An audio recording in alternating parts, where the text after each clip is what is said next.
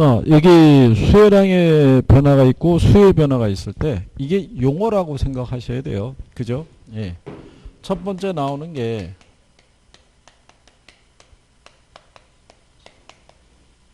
수혜량의 변화인데요.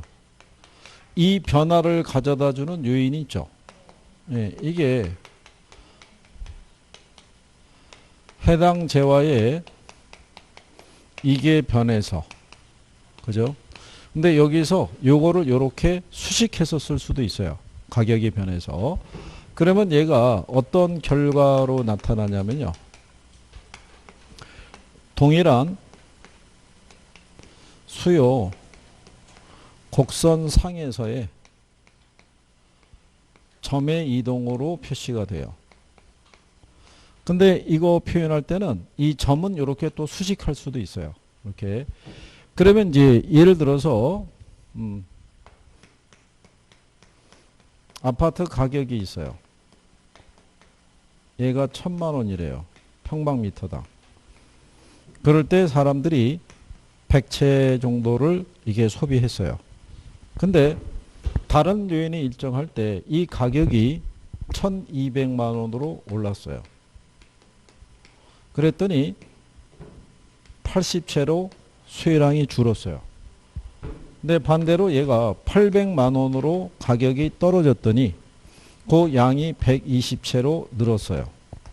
그러면 지금 이 수혜량이 변했잖아요. 예.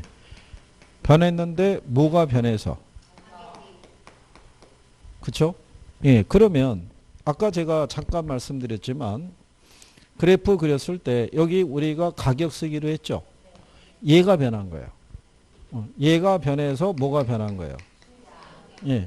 이게 변한 거는 우리가 이 곡선 안에서 변화를 표시할 수 있다는 거죠. 원래 가격이 1,000만 원이었잖아요. 100채 썼죠.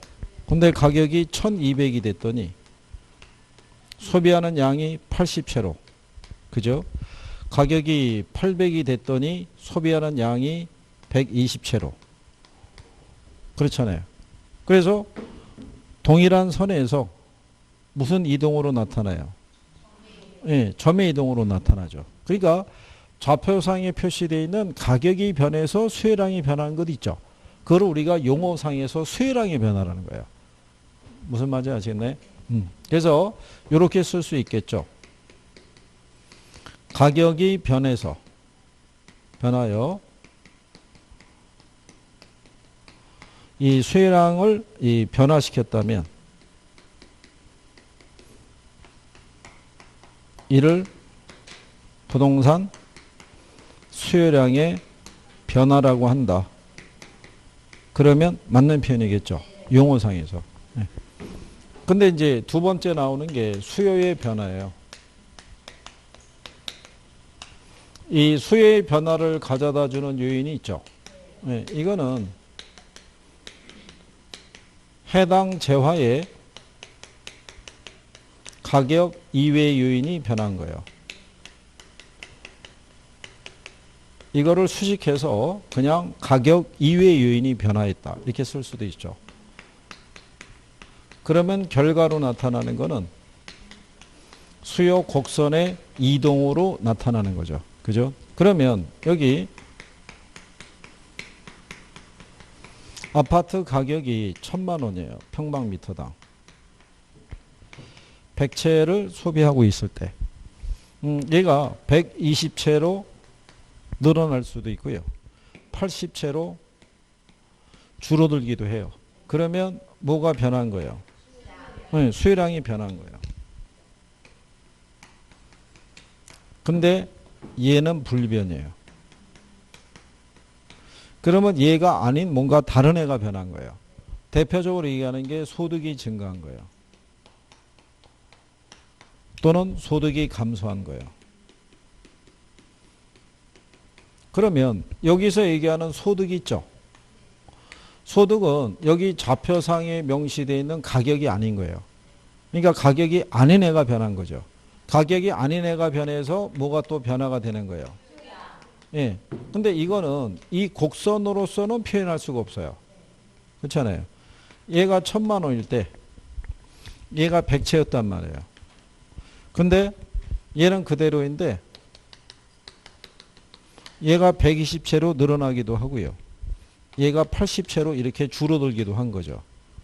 그런데 이 양이 변화가 된 거를 이 선에서는 표시할 수가 없는 게 얘가 변하지 않았으니까. 그러니까 이 변화를 간접적으로 표현해 주기 위해서 경제학자들이 선을 새로 그린 거예요. 이렇게. 선을 새로 그렸더니 원래 있던 수요 곡선이 우측 또는 좌측으로 이동한 결과가 나오죠. 무슨 말인지 아시겠나요? 그거를 용어상에서 수의 변화라는 거예요. 그래서 여러분 시험에 어떻게 나왔냐면 이렇게 준 거예요. 가격 이외의 요인의 변화로 수요량이 변하면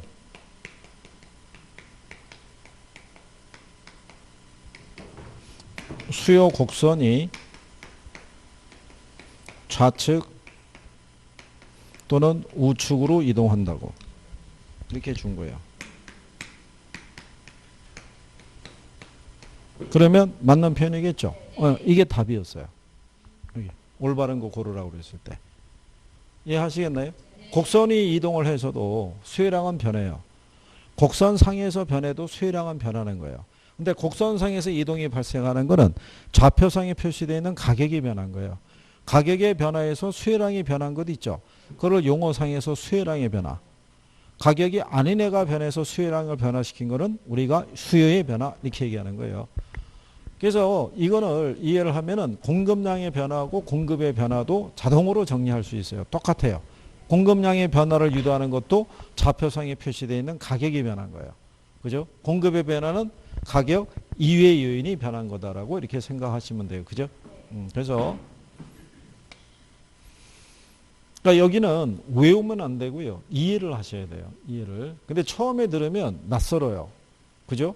평상시에 뭐 내가 이걸 구별을 하고 살았냐면 그렇지는 않은 거예요. 그죠? 예. 여러분들이 이거 배우셔가지고 댁에 돌아가셔갖고 옆집 여자 불러다 놓고 수혜량이 변하고 수혜 변화를 알아? 이렇게 물어보면은 당연히 삐질 거 아니겠어요. 그죠? 우리 새신랑도 오늘 배워갖고 들어가갖고, 그지? 신부에게 수혜량이 변하고 수혜 변화에서 생각해 본 적이 있어. 이러면 또 난리 나는 거예요. 오늘 저녁 밥도 없을 수 있는 거예요. 그러니까 그냥 처음에는 다 그런 거예요. 틀림없이 오늘 수업을 어제부터 수업 들은 거예요? 오늘부터? 오늘 이제 수업 듣고 가면 어땠냐고 물어볼 거라고. 그러면 이제 딱 한마디 해줘야 돼. 해볼 만해. 이렇게 얘기해 줘야지. 어려울 것 같아. 이러면은, 큰일 나는 거예요. 어쨌든 간에 해봐야 돼요. 그러면 이제 새신랑은 배전의 노력을 해야 된다고. 들어가서 여유 시간에 그걸 봐야 된다고. 그러면서, 그 신부에게도 얘기를 해야 돼. 아이, 육아도 도와주고 막 그래야 될 거 아니에요. 애 볼 때. 근데, 그걸 봐주기도 하면서 이거 합격하려고 그러면 조금 시간 투자는 해야 될 것 같다. 그거는 좀 양해를 좀 해달라라고 얘기하고 파야 된다고. 그리고 주말에는 아기 때문에 조금 힘들면은 도서관 가서라도 정리해야 되는데 요즘 도서관 가기 쉽지 않으니까 어쨌든 간에 본인이 시간을 쪼개 갖고라도 해야 된다고. 그래갖고 올해 뭔가 보여줘야 되잖아. 깔끔하게. 그렇잖아요. 아니 그게 나중에 여러분은 그런 생각 안 해보셨나요? 여러분 시험이 추석 이전에 있을까요? 추석 이후에 있을까요? 그게 엄청난 다행인 거예요. 그렇잖아요? 시험 보고 추석을 맞이하면 인척들이 와서 물어본다고요. 지난번 시험 어떻게 됐냐고. 그나마 여러분들은 해를 넘겨서 뭐가 오는 거예요? 구정 때. 이때 기억하는 사람이 별로 없다고요. 얼핏 듣긴 들었어도. 그런데 그거를 꼭 기억하는 사람이 한 사람이 꼭 나와요. 그래서 그 많은 사람이 모여 있을 때 그것도 큰 소리로 물어봐요. 아무개 때 중개사 시험 본다는데 어떻게 됐어? 이랬을 때. 그죠? 그게 이제 꼭 눈치 없는 사람이 있어요. 주변에서 말려도 그 사람은 일단 말이 먼저 툭 튀어나가기 때문에 그걸 어떻게 할 수가 없는 거예요. 그럴 때 우리 깔끔하게 됐어요. 얼마나 좋아요. 그죠? 깔끔하잖아요. 네. 그러니까 그렇게 마무리할 수 있도록. 자, 수혜량이 변화하고 수의 변화는 구별할 수 있으시겠어요? 예. 그러니까 이거 정리해 두셔야겠고요. 그 다음에 이제 그 밑에 가면 수요 변화 요인이라고 있어요.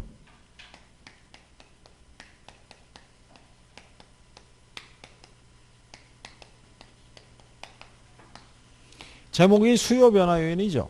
예. 그러니까 가격은 아닌 거고요. 예, 그래서 일반적으로 뭐가 변했다는 가정이에요. 자, 일반적으로 소득이 뭐 할 때요? 증가할 때 수요가 증가하죠. 그럼 얘는 우리가 정상제. 수요가 감소하면 예, 열등제. 그 다음에 이 수요가 불변이면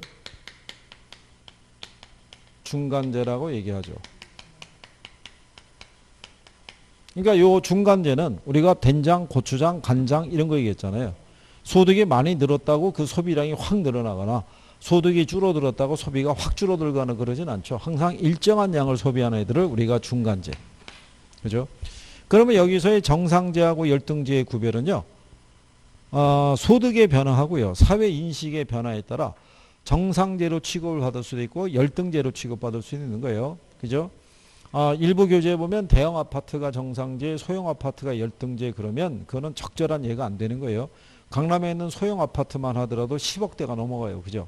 네, 그러니까 그런 표현은 부적절하고 일반적으로 이게 정상제 역할에서 열등제로 바뀔 때도 있고요. 열등제에서 뭐로 바뀔 때도 있어요. 정상제로 취급받을 수도 있는 거예요. 그러니까 그냥 일반적으로 뭐가 증가할 때 소득이 증가할 때 수요가 증가하면 정상제, 수요가 감소하면 뭐 열등제 이렇게 해주는 거예요. 그래서 여러분들의 시험에도 이렇게 주는 거예요. 만약에 소득이 증가하면 아파트 수요 있죠. 아파트 수요는 증가해야 하네요. 그때 여기다가 조건을 줘요. 단 아파트는 정상제라고. 그렇잖아요. 소득이 늘었을 때 이 수요가 늘어난 애들은 정상제가 가능한 거죠. 예, 그러니까 그런 식의 변화로 표현을 해주니까 표현이 만약에 없어도 일반적으로 소득이 증가하면 수요는 늘어나는 거다라고 이제 생각하시면 되고요. 요즘은 표현을 다 잘 써줘요. 조건을 다 붙여가지고. 그 다음에 예를 먼저 하게 되면요.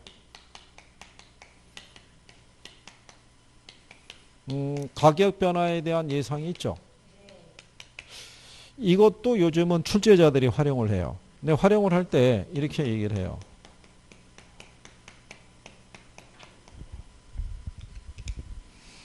아파트 이 가격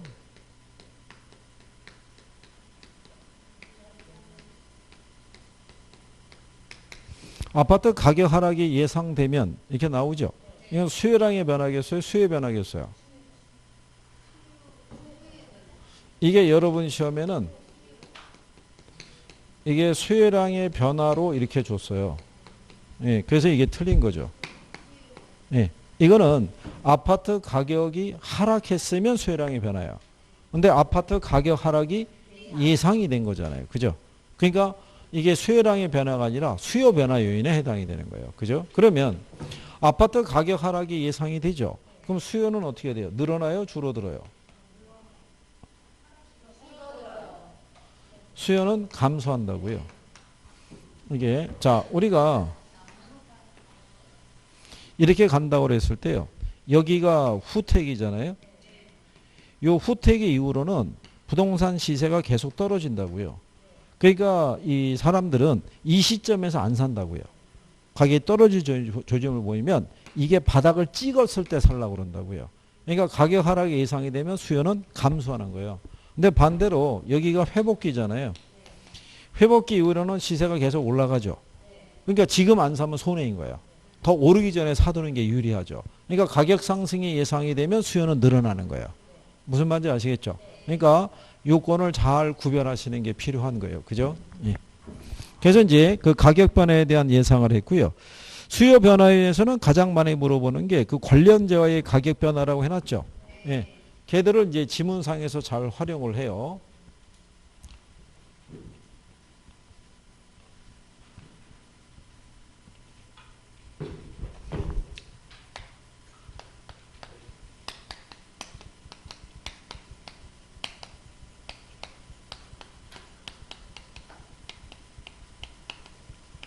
이 관련제와의 가격 변화라고 할 때 관련제와라는 게 아까 얘기했지만 해당 제와의 가격과 소비량에 영향을 미치는 애들을 관련제와라고 그래요. 그래서 제일 먼저 나오는 게 대체제예요. 그러니까 대체재라는 건 대체할 수 있는 재화예요. 그러니까 여기 보시면 관련 재화가 있고요. 그 다음에 무슨 재화가 있을 때, 예, 해당 재화가 있을 때, 얘가 이렇게 두 개의 재화는 등호가 들어가요. 그러니까 얘를 소비하든 얘를 소비하든 우리가 얻는 효용의 크기가 서로 동일하다고 얘기하는 거예요. 두 개가. 그래서 이제 얘네 우리가 표현할 때 우리나라 속담 기준하면 꽁 대신 닭이라고 그랬죠.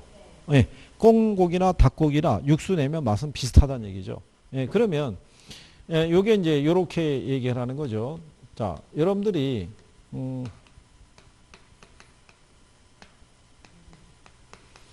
왜 설탕하고 올리고당 있죠? 둘의 공통점이 뭐예요? 단맛 내잖아요. 근데 마트에 갔더니 설탕 가격이 비싸잖아요. 그럼 우리는 뭐로? 올리고당을 더 많이 소비할 수 있고, 그죠? 설탕 가격이 싸지면 상대적으로 올리고당을 덜 소비할 수도 있어요, 없어요? 그 이유는 얘가 1,000원이었잖아요. 얘도 1,000원이었어요. 근데 얘가 가격이 1,500원으로 올랐어요. 그럼 얘는 올랐는데 얘는 그대로잖아요. 그럼 상대적으로 얘가 가격이 하락한 효과가 발생하는 거예요. 그러면 효용이 비슷하면 소비자들은 가격이 싼 걸 선택하는 거예요. 근데 얘가 가격이 500원으로 이렇게 떨어졌어요. 근데 얘는 가격이 그대로잖아요. 그럼 상대적으로 얘가 비싸진 거예요. 얘가 싸진 애잖아요. 그러니까 소비자들은 두 개의 재화의 효용이 비슷하면 가격이 싼 걸 더 선호한다라고 보시면 돼요. 그러면 얘를 우리가 문장상에서는 이렇게 얘기를 해요. 한 재화의 가격이 상승했을 때 수요가 증가하는 애 있죠. 예. 걔를 우리가 뭐라고 그런다? 예. 그러니까 여기서 이렇게 나와. 얘가 가격이 뭐였어요? 수요가 뭐 하는 거예요? 네. 이렇게 화살표 움직임이 같이 가는 애가 대체재예요. 그죠? 대체해서 소비하니까. 그러면 이제 시장에서 이렇게 나가는 거죠. 아파트 가격이 뭐 할 때? 네, 상승할 때. 단독주택의 수요가 증가하였다면 둘의 관계는 대체재라고 할 수 있다. 이거를 이제 수치를 집어넣어서 얘기하는 거예요. 어떻게 해주냐면 아파트 가격 또는 임대료가 10%가 뭐 했을 때?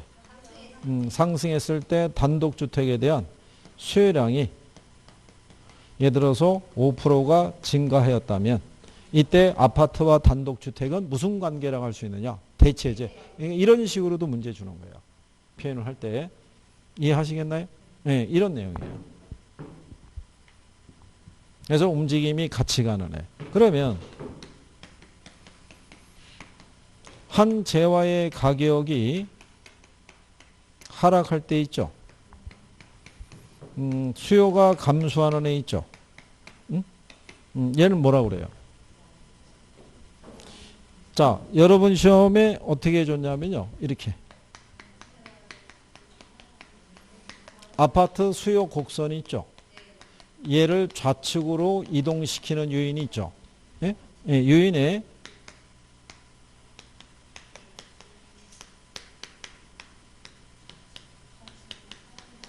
대체주택 가격의 하락이 있죠.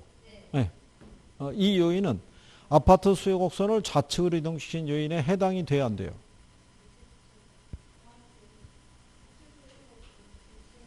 자, 우리가 뭐라고 그랬어요? 한 재화의 가격이 상승할 때 수요가 늘어나면 대체재라고 그랬죠.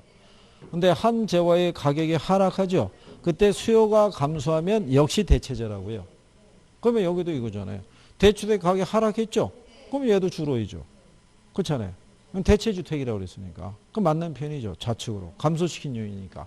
그러니까 이렇게 해도 표현을 해서 실전에 나온 거예요. 그죠? 그러니까 어떤 애 가격이 상승할 때 같이 소비가 늘어나면 대체재예요. 걔를 대신, 생각해 보세요. 얘가 가격이 상승했으면 얘 수요량은 줄을 거 아니에요. 그럼 상대적으로 가격이 싼 얘 소비가 늘어나는 거예요. 무슨 말인지 아시겠죠? 이해하시겠나요? 그래서 이렇게도 나왔던 적도 있어요. 아파트와 단독주택이 대체재라고 가정할 때 아파트 가격이 상승하죠. 네, 그러면 단독주택의 수요는 증가하고 가격은 상승하는 거예요. 다 화살표 방향에 같이 가는 거예요. 얘가 상승하면 단독이 있죠. 예, 단독주택에 대한 수요 증가하고요. 얘가 수요가 증가하니까 단독의 가격이 상승할 거 아니에요. 그래서 한재와의 가격의 움직임에 대해서 같은 방향으로 가면 대체제예요. 무슨 말인지 아시겠어요? 같은 방향으로 가면. 요게 이해가 딱 돼야 돼요.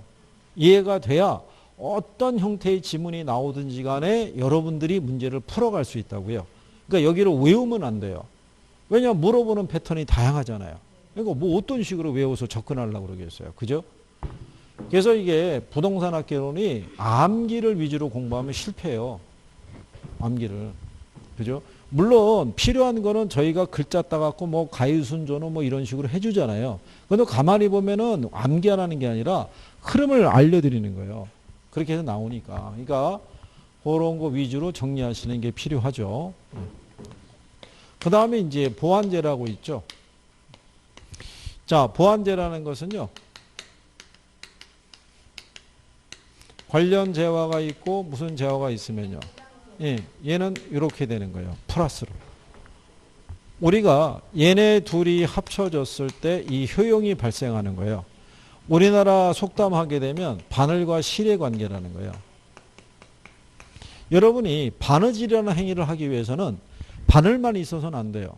뭐가 있어야 돼요? 실이 있어야 돼요. 그렇잖아요? 그러니까 얘네들은 이렇게 얘기하는 거죠. 한 재화의 가격이 뭐 할 때요? 상승할 때. 수요가 감소하는 재화 있죠? 예, 걔를 뭐라고 그런다? 예, 걔를 보완제라고 그러는 거예요. 그러면 얘가 가격이 뭐였어요? 예, 상승했을 때 반대로 가잖아요. 그렇죠? 걔네가 보완제예요. 왜냐하면 얘가 가격이 상승하면 얘 수요가 어떻게 돼요? 줄을 거 아니에요. 근데 얘만 주는 게 아니라 얘도 같이 줄어든다고요. 둘을 같이 써야 되니까. 그러니까 바늘을 안 사는 사람이 실도 안 산다는 얘기예요. 무슨 말인지 아시겠나요? 골프채 가격이 너무 비싸면요. 골프채 못 사겠죠. 그럼 골프공도 안 사는 거예요. 그렇잖아요. 골프를 발로 할 수도 있는 거 아니잖아요. 그러니까 똑같이 움직인다고 보시면 돼요. 그러니까 둘이 결합해서 써야 되니까 얘네 소비의 움직임이 같이 갈 수밖에 없는 애예요. 그죠? 근데 쟤는 대체하는 애들이잖아요. 가격이 비싼 애 대신에 상대적으로 가격이 싼 애를 더 많이 소비하니까 움직임의 크기가 이렇게 나타난다는 거예요. 그거를 잘 이해를 하셔야 돼요. 그죠? 그리고 이제 요약집상에서 거기 보시면 그 24페이지 있죠. 거기 가면은 대체제 그다음에 보완제 있죠. 얘를 다시 한번 들어드렸죠. 예. 그러니까 그거를 다시 한번 차분하게 한번 또 읽어보세요. 근데 중요한 거는 이런 거예요. 감이 왔을 때 잡아야 돼요. 아, 대체제 보완제가 왔다 갔다 했는데 오늘 들으니까 알 것 같아. 근데 여기까지 해서 끝나면 소용이 없어요. 계속 봐야 돼요. 아, 보고 내가 확실하게 이해를 해줘야 돼요. 근데 그래도 잘 안 될 것 같으면 일단 집에 가셔가지고 인강을 가지고 요 파트만 돌려보는 거예요. 한 3-4번. 그러면 어느 정도 감이 딱 가서 아, 이거였어 라고 이해가 되면 그 다음부터는 이 파트는 넘어가는 거예요. 일단 경제를 들어갔을 때 여러분들이 싫어하는 것 중에 하나가 일단 수혜량의 변화하고 수혜 변화 구별해 줘야 되고요. 대체제 보완제를 구별해 줘야 돼요. 그 다음에 탄력성 개념을 확인을 해줘야 돼요. 탄력성은 다 싫어요. 전국에 똑같아요. 이 도시만 싫어하는 게 아니라 다른 도시도 다 싫어요. 탄력성은. 그렇잖아요. 근데 얘네들은 한번 이해가 되놓으면 그 다음부터는 별다르게 공부 안 해도 돼요.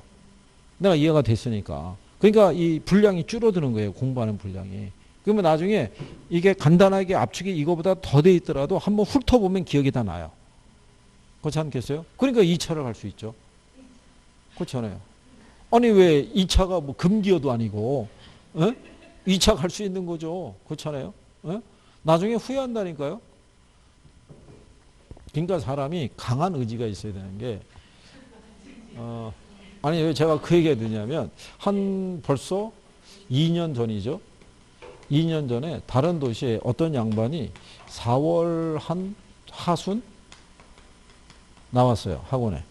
네, 나와서 이제 이거 했는데 공부를 만약 A라는 사람이잖아요. 공부 시작했는데 이 양반이 그때 개인사가 좀 복잡해갖고 부인하고 어떤 뭐 여러 가지 있고 뭐 서류 정리 뭐 이런 머리도 복잡하고 했는데 이게 머리 아픈 거 잊어먹자 그래서 여기 들어왔던 거예요. 왔는데 예, 참 나름대로 이제 그런 거죠. 근데 이제 본인이 여기 이제 등록을 했는데 이 양반이 또 그 도시에 마당발이에요. 모임이 무진장이 많고 뭐 워낙 바쁜 사람이에요. 저녁마다 술자리 약속이 항상 있고 그런 사람이에요. 근데 본인은 처음에 주변에 알릴 의도가 없었는데 예, 다 알게 된 거예요. 이 도시에 모든 사람들이 아무개가 이 공부하고 있다고.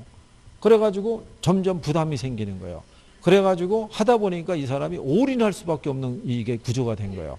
근데 나중에 본인이 시험 끝나고 무슨 얘기하냐면 이때 개인적으로 심적으로 많이 힘들었는데 공부라는 순간을 잊어먹을 수 있었대요. 그래서 만약에 지인들하고 약속이 있어서 술을 한 잔 먹더라도 그날 저녁에 가서 복습을 하고 잤대요. 그거를. 그러니까 그게 뭔가가 꽂힌 거죠. 이렇게 쭉 해서. 그래서 한 번에 동차 합격을 했어요. 한 번에 이때 와서 동차 합격한 거예요. 동차 합격을.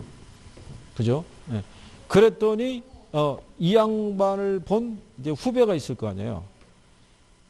우연히 사우나에서 만났는데 아니 평상시 술이라고 그러면은 뭐 매일같이 술 마시고 다니던 양반이 이거를 합격을 했다니까 믿기지 않았던 거예요. 그러니까 무슨 생각이 들었겠어요? 네가 하면 나도 할 수 있겠지. 이래갖고 들어온 거예요. 후배는 지금 2년 차에 접어들었어요. 그게 근데 또 왜냐면 이 후배는 또 사업장이 여러 개예요. 예, 바쁜 사람이에요. 근데 이 사람도 바쁜 사람인데 됐으니까 자기도 될 줄 알고 들어왔는데 그게 안 된 거예요. 그죠? 그래서 사람마다 조금 더 절박함이라든가 이걸 갖고 그리고 한번 생각해 보세요. 이번에 여러분들이 이 국가고시에 도전을 한 게 여러분 인생에서는 이게 마지막 도전일 수도 있는 거예요. 이 시험이 끝나고 나면은 뭐 새로운 자격 시험에 도전하겠냐고요. 그죠? 그러니까 깔끔하게 마무리할 수 있도록 그죠? 기운들 내시고 날은 조금씩 더워가더라도 그죠? 우리의 파워는 더 높아질 수 있는 거예요. 극복할 수 있고. 그리고 선생도 강의할 때요. 여러분들이 포기하지 않고 열심히 하겠다 그러면 선생도 포기하지 않아요. 예?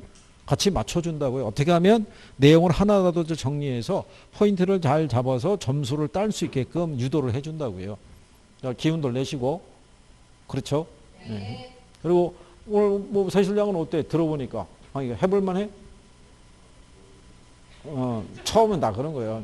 근데 본인이 그렇게 얘기해야 돼. 집에 가서 그런 식으로 잘 모르겠어 이런 게 아니라 안 돼도 해야지 뭐 이런 식으로 일단 그 신부에게는 뭔가 강한 신뢰를 줘야 된다고. 내보내는데 갔다 와가지고 고개를 갸우뚱하거나 그러면 뭐를 해도 똑같다는 생각을 할 거 아니야. 그러니까 처음에 했을 때 강하게 어필하라고. 강하게. 그러면서 그 다음부터는 본인의 피나는 노력이 있어야 되지. 열심히 하면 돼. 용어 다 생소하지 뭐.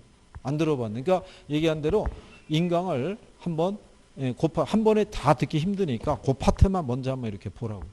그래서 조금씩 적응해 보면 되고 안 되는 거는 밑줄 쳐가지고 갖고 와서 자꾸 물어보라고. 많이 물어보면 실력이 빨리 올라가는 거예요. 갭을 메꿔야 되니까. 기운 내고.